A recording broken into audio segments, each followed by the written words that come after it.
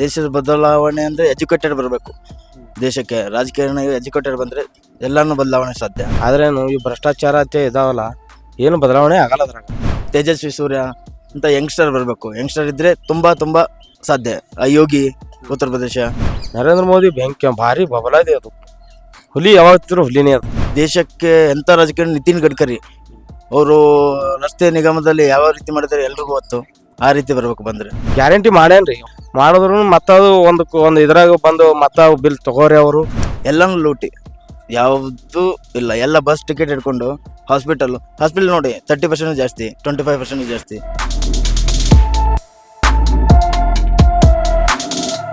ನಮಸ್ತೆ ಸರ್, ನನ್ನ ಹೆಸರು ಸಿದ್ದು ಪಾಟೀಲ್ ಅಂತ. ಸರ್, ರಾಜಕೀಯ ನಾಯಕರಿಂದ ದೇಶದ ಬದಲಾವಣೆ ಸಾಧ್ಯ ಸರ್. ದೇಶದ ಬದಲಾವಣೆ ಅಂದ್ರೆ ಎಜುಕೇಟೆಡ್ ಬರಬೇಕು. ದೇಶಕ್ಕೆ ರಾಜಕಾರಣ ಎಜುಕೇಟೆಡ್ ಬಂದ್ರೆ ಎಲ್ಲಾನು ಬದಲಾವಣೆ ಸಾಧ್ಯ. ಅದರಲ್ಲಿ ತೇಜಸ್ವಿ ಸೂರ್ಯ ಅಂತ ಯಂಗ್ಸ್ಟರ್ ಬರಬೇಕು. ಯಂಗ್ಸ್ಟರ್ ಇದ್ರೆ ತುಂಬಾ ಸಾಧ್ಯ. ಯೋಗಿ ಉತ್ತರ ಪ್ರದೇಶ ಆಗಲಿ ಬಂದರೆ ಸಾಧ್ಯ. ಈ ಮೋದಿ ಅಂತೂ ಸೆಂಟ್ರಲಲ್ಲಿ ಬೆಸ್ಟು. ಅದೇ ರೀತಿ ಯಾವುದಾದ್ರೂ ನಮ್ಮ ಸ್ಟೇಟಲ್ಲಿ ಯಾರೂ ಇಲ್ಲ ಸರ್. ಯಾರು ಇಲ್ಲ ಅಂದರೆ ಒಂದು ಯಂಗ್ ಎಜುಕೇಟೆಡ್ ಆಗಿ ಯಾರೂ ಇಲ್ಲ.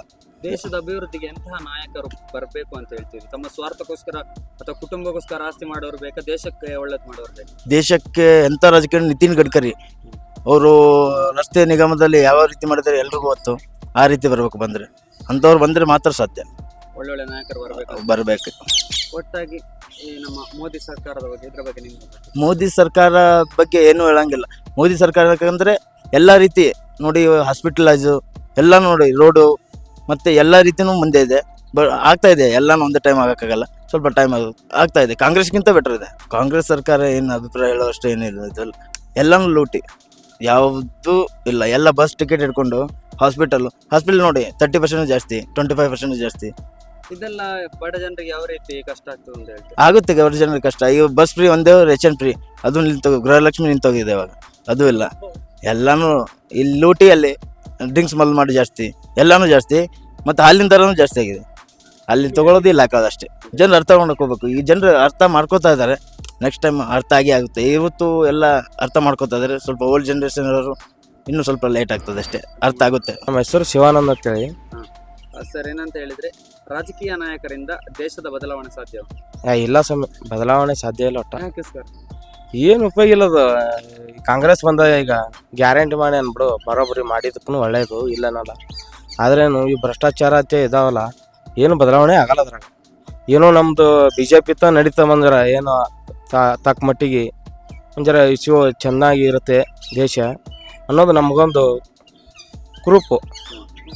ಯಾವಂತ ನಾಯಕರಿದ್ರೆ ದೇಶ ಮುಂದುವರ್ಲಿಕ್ಕೆ ಸಾಧ್ಯ ಅಥವಾ ಬೆಳವಣಿಗೆ ಆಗ್ಲಿಕ್ಕೆ ಸಾಧ್ಯ? ಯಾರಂತ ನಾಯಕರು? ಎಂತಹ ನಾಯಕರು ಬೇಕು ದೇಶದ ಅಭಿವೃದ್ಧಿಗ? ನಮ್ಮ ಈಗಿನ ಪ್ರಧಾನಿ ನರೇಂದ್ರ ಮೋದಿ,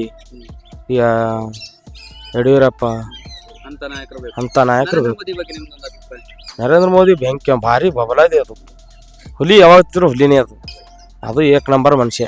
ಸರ್, ಇತ್ತೀಚಿನ ರಾಜಕೀಯ ನಾಯಕರ ನೆನಪಿಸ್ಕೊಳ್ಳುವಾಗ ನಿಮ್ಗೆ ಏನಂತ ಅನಿಸ್ತದೆ? ನಾನೀಗ ನಮ್ದು BJP ಪರವಾಗಿ ನಮ್ದು ಮಾತಾಡೋದೇನಿದ್ರು, ಈ ಕಾಂಗ್ರೆಸ್ ಪರವಾಗಿ ಇಲ್ಲ. ಕಾಂಗ್ರೆಸ್ ಸರ್ಕಾರದ ಆಡಳಿತದ ಬಗ್ಗೆ ಏನಂತ? ಕಾಂಗ್ರೆಸ್ ಆಡಳಿತ ಬಗ್ಗೆ ಇವ್ರಿಗೆ ಒಟ್ಟು ಹೋಗೋಣ ಬರೀ ಇವರಿಗೆ ಸಾಲ ಮಾಡ್ಯಾದ ಅವರು. ಯಾರಿಗೆ? ಮುಸಲ್ರಿಗೆ. ನಮ್ದು ಏನಿರುತ್ತೆ ನಮ್ಮದು ಅರ್ಥ ಮಾಡ್ಕೊರು ಅರ್ಥ ಮಾಡ್ತಾರ.